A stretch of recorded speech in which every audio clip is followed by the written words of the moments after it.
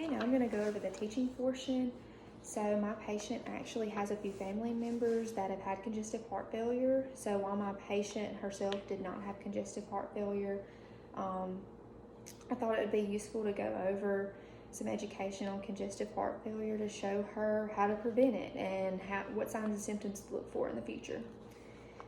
So congestive heart failure is a condition where the heart does not function or pump out blood the way it's supposed to.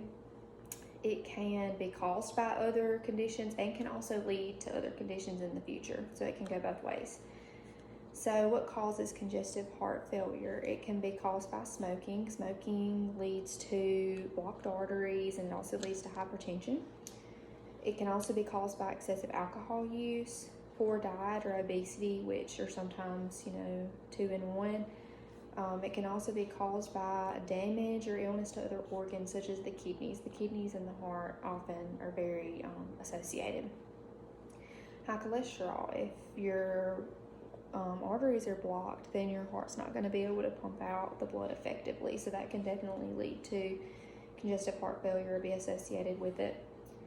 Hypertension. Hypertension that goes uncontrolled, especially extremely high blood pressures that go unmanaged, can ultimately lead to organ damage. They can lead to kidney damage, damage to your heart, such as cardiomegaly, which is where the walls of the heart thicken. And when those walls thicken, they're not able to effectively push the blood out of the heart. Hypertension is very serious and should be managed.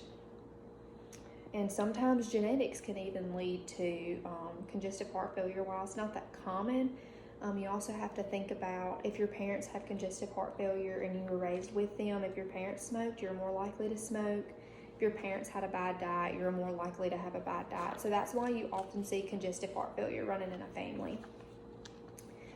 So some signs and symptoms to look for with congestive heart failure: a productive cough, because this is often fluid that is in your lungs, because you have right-sided and left-sided congestive heart failure. And with some heart failure, the fluid's going to back up into your lungs, and sometimes it's going to back up into the rest of your body, so that you have your productive cough and shortness of breath, and then you may have your edema. And often those symptoms kind of run together in the midst of it. So productive cough, shortness of breath. Often this shortness of breath is first noted with exertion, but then it begins to be noticed with tasks that wouldn't normally cause shortness of breath, such as walking to the mailbox or maybe getting out of bed to take a shower. Fatigue. Now, fatigue can obviously be caused by other things, but if you notice fatigue that you don't really have a reason for, maybe you've just been sitting at home that day and you've noticed that you're super tired, or you've got a good night's sleep and you're still super tired, fatigue is definitely something to look at as a sign and symptom of congestive heart failure.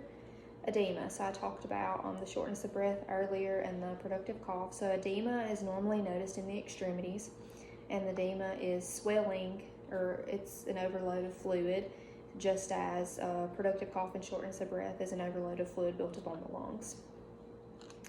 They can also have excessive urination at night. Weight gain. The weight gain is often associated with that fluid overload. And then chest pain. The chest pain is often noted with exertion.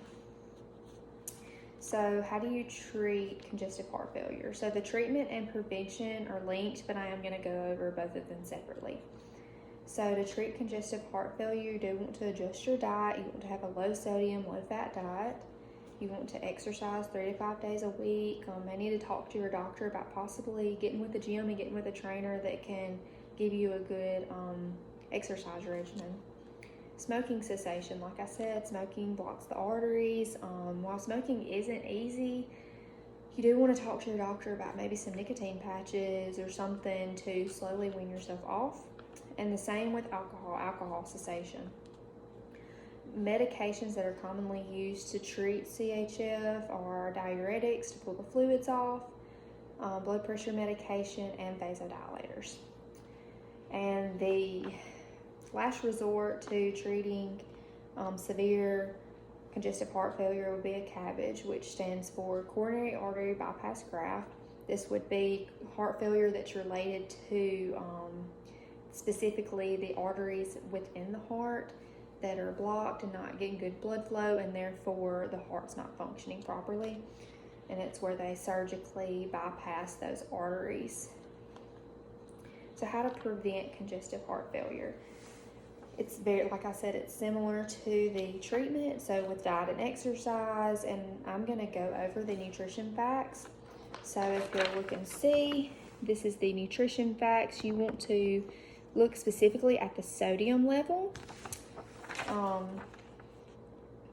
and the cholesterol level, and also, well, the fat sometimes too, and the sugar, but mainly sodium is what mainly contributes to that fluid overload. So you want to manage your sodium intake. So not a lot of canned foods, pre-packaged like microwave meals, and then certain meats as well.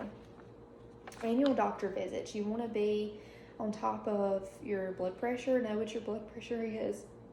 They're also going to check your cholesterol levels. Things like that can be early indicators of congestive heart failure, so that you can get it managed before it gets worse.